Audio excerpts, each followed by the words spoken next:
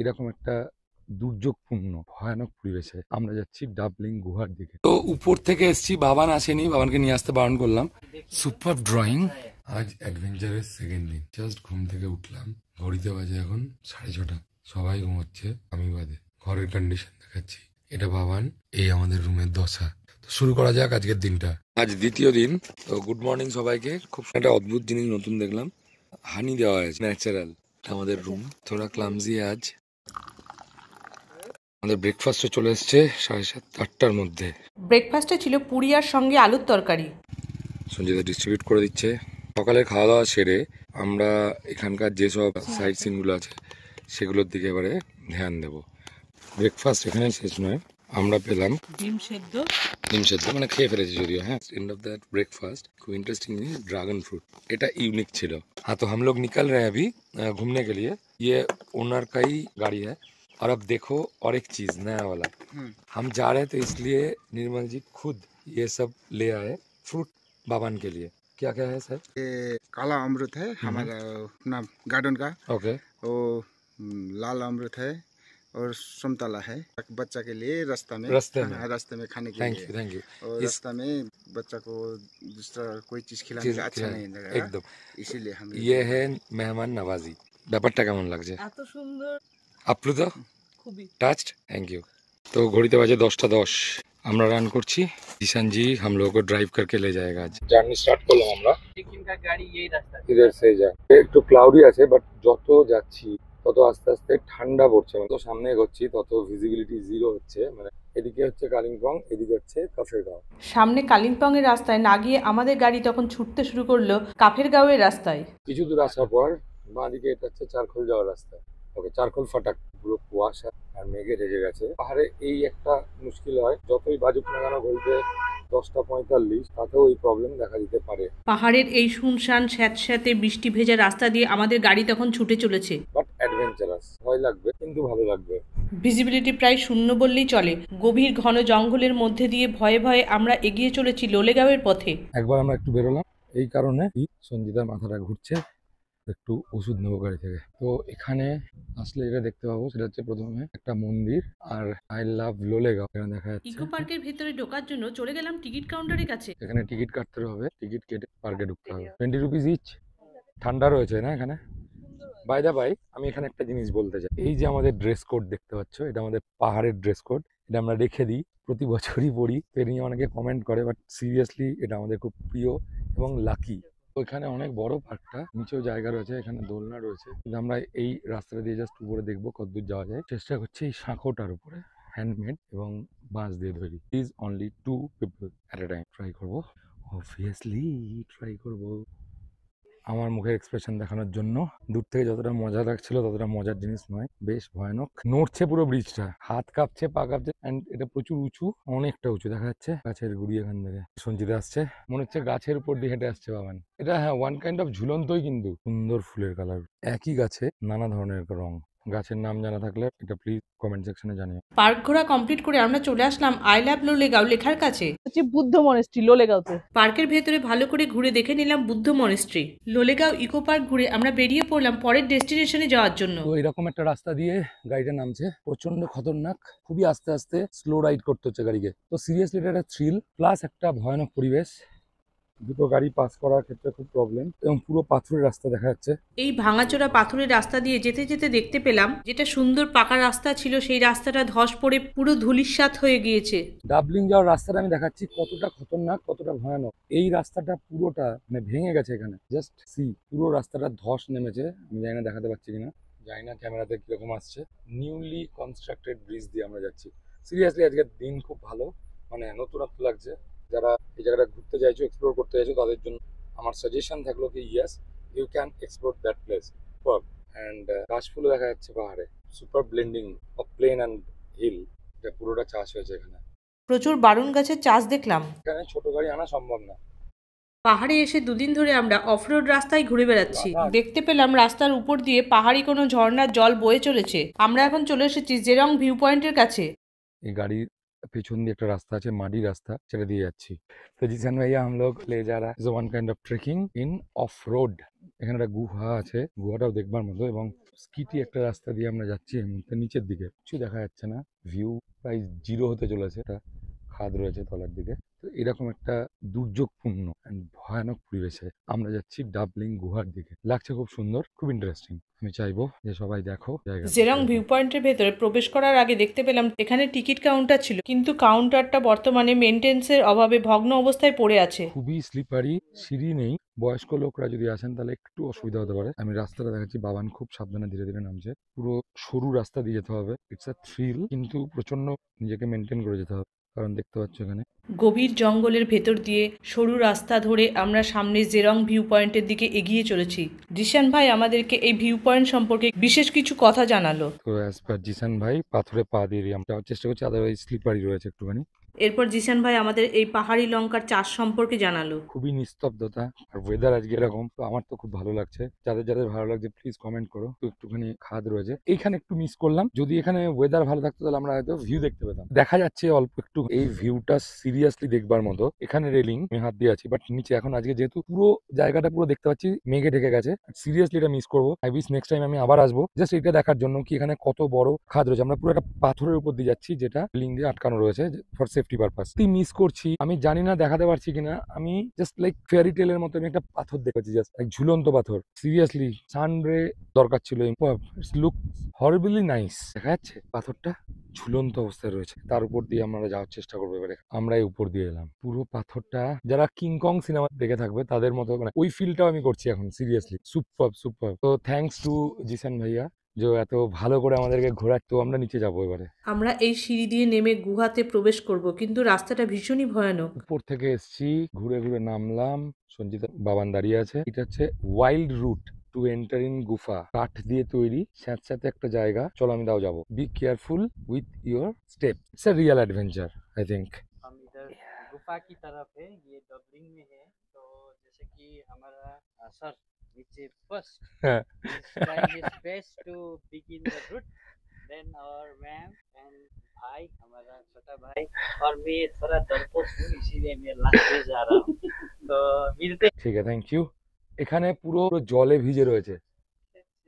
আমি গুহার ভিতর যাচ্ছি আস্তে আস্তে। খুব ইন্টারেস্টিং, বাট কাঠের সিঁড়ি, খুব সাবধান। এটা নড়ছে কাঠের সিঁড়িগুলো। ওম নমঃ শিবায় বলকে हम लोग अभी नीचे उतर रहे हैं।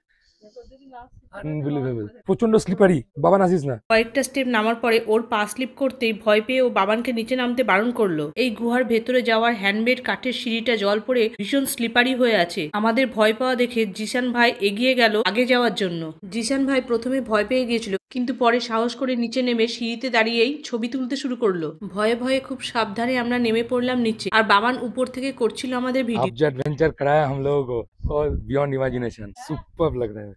Thank you. এরপর আমরা ধীরে ধীরে গুহার ভেতরে প্রবেশ করলাম। এখন আমরা দাঁড়িয়ে আছি পুরো গুহাতে। এখানে ড্রয়িংটা পুরো 3D ড্রয়িং, আর বাবান আছে উপরে, ও ভিডিও করার চেষ্টা করছে এত উঁচুতে। এখন আমরা দাঁড়িয়ে আছি পুরো গুহাতে। এখানে ড্রয়িংটা পুরো 3D ড্রয়িং, আর বাবান আছে উপরে, ও ভিডিও করার চেষ্টা করছে।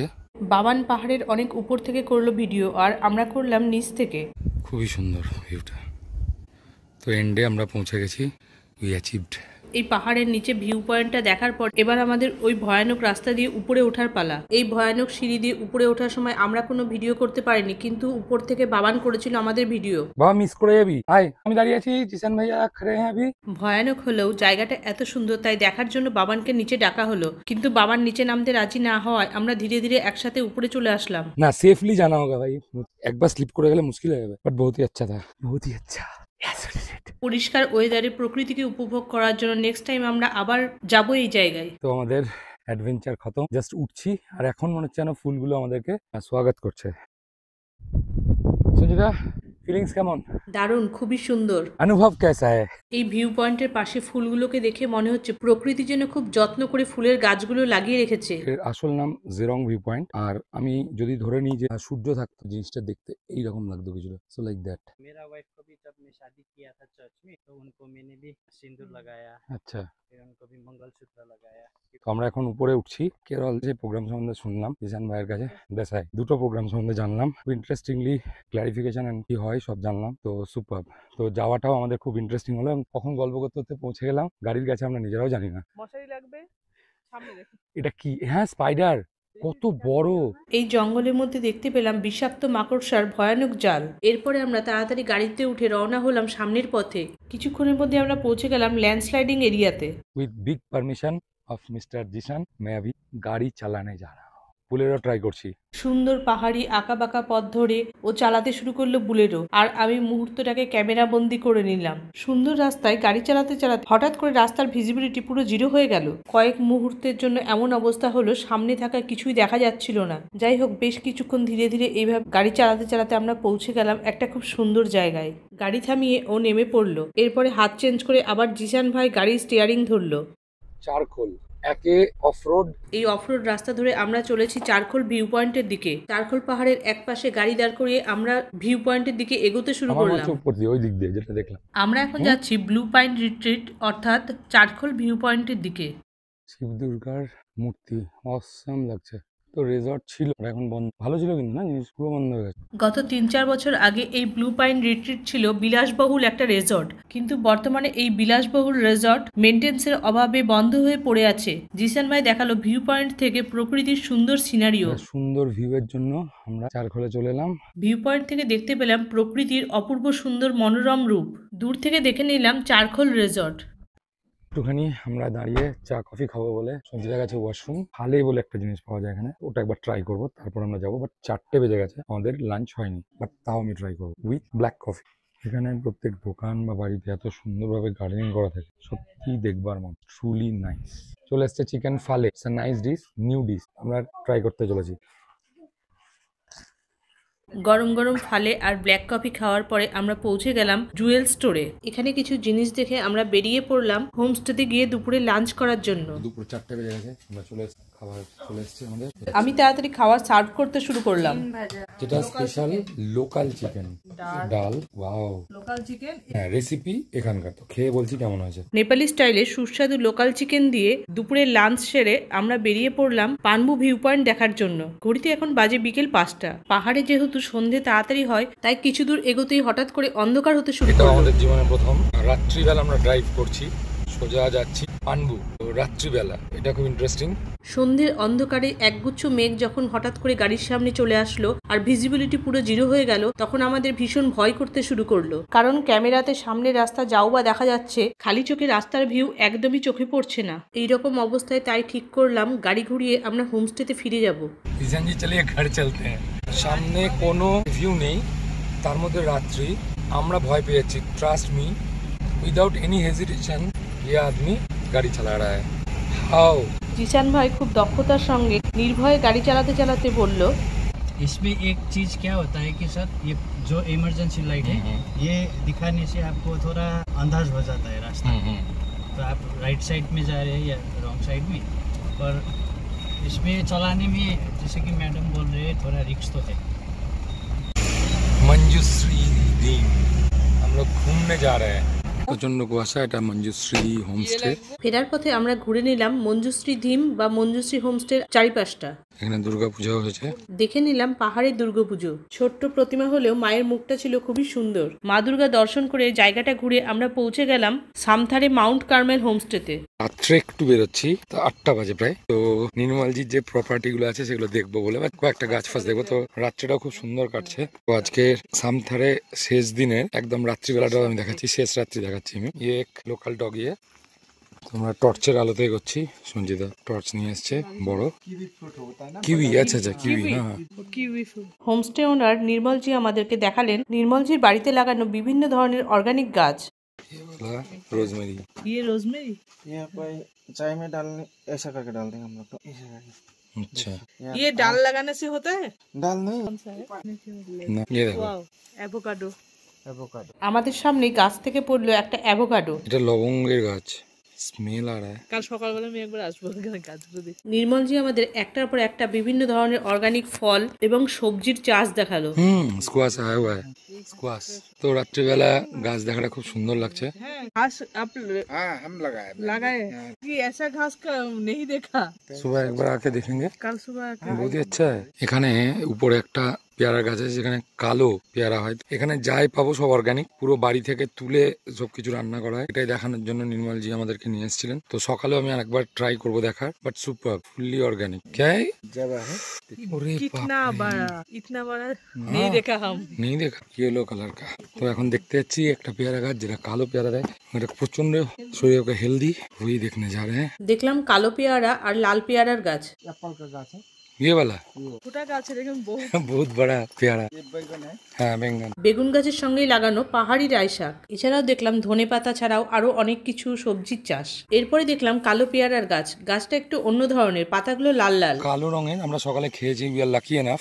সমস্ত ধরনের অর্গানিক ফুল ফল সবজির চাষ দেখে আমরা এগিয়ে গেলাম এই হোমস্টে তৈরি করা নিজস্ব ভিউ পয়েন্টের দিকে। সত্যি এই ভিউ পয়েন্টে না আসলে আমরা এই প্রকৃতির সৌন্দর্যকে মিস করে যেতাম। দেখো এখানে বসার জায়গা, এখানে কাঠ দিয়ে পুরো ঘেরা রয়েছে। Yes, this a view point. পুরো পাহাড়ের আলোগুলো দেখা যাচ্ছে, খুব ইন্টারেস্টিং লাগছে। সকালে এসে আমি একবার দেখানোর চেষ্টা করব। দেখতে পেলাম পাহাড়ি কারি পাতা আর পুদিনা পাতার গাছ। নির্মলজি আমাদেরকে দেখাচ্ছে এই কারণে যে পুরোটা অর্গানিক। ওনার যে ছেলে বিশাল ভাইয়া, উনি এখানে রান্না করেন। সেফ, সুপার, পুরো ফ্যামিলি মিলে যেভাবে তৈরি করেছেন। আমরা দেখতে যাচ্ছি আর একটা রুম, যেটা এই পুরো হোমস্টেটা উনি নিজের হাতে বানিয়েছেন। It's different. এই হোমস্টেতে আমরা ছিলাম এ ফ্রেম কটেজে, আর এছাড়াও আছে এখানে আরো 3টে এক্সট্রা রুম। প্রথম রুমটা তোমাদের সামনে দেখাচ্ছি, এটা হচ্ছে 3 বেডের রুম। রুমটা বেশ সুন্দর সাজানো গোছানো এবং ওয়াশরুমটাও বেশ বড়। গিজারের ব্যবস্থা প্রত্যেকটা রুমেই আছে। প্রথম রুম দেখে বেরিয়ে চলে গেলাম পরের রুম দুটো দেখতে। এর ভেতরে এটা একটা কমন রুম। গ্রুপে যদি কেউ আসতে চাও, দুটো ফ্যামিলি, তাহলে এরকম কমন রুম পেয়ে যাবে। আর সঙ্গে বেডরুম। এই কমন রুমের এক পাশে ছিল 3 বেডের রুম, আর এক পাশে ছিল 4 বেডের রুম। প্রত্যেকটা রুমের সঙ্গে neat and clean attach washroom আছে। ডাইনিং প্লাস খাওয়ার জায়গা। See that chair, the stylish one, খুব ইন্টারেস্টিং। আচ্ছা কালেকশন হ্যাঁ, বহুত হি খুবসুরত। নির্মলজি বলছে যে এখানে পরবর্তীকালে সুইমিং পুল লাইক এখানে একটা স্ট্রাকচার তৈরি করা হবে। পুরো এখানকার যে ভিউটা টোটালটা দেখাচ্ছি আমি। সুপার, নিউলি ক্রিয়েটিভ প্ল্যানস আর দেয়ার। আমাদের এই অ্যাডভেঞ্চার সিরিজের বাকি ভিডিওগুলো দেখার জন্য চ্যানেলটিকে সাবস্ক্রাইব করো। ভিডিওটা ভালো লাগলে যেহেতু তোমরা শেষ পর্যন্ত চলে এসেছো, তো লাইক করো, কমেন্ট করো, শেয়ার করো, আর সাবস্ক্রাইব না করে কোথাও যাবে না।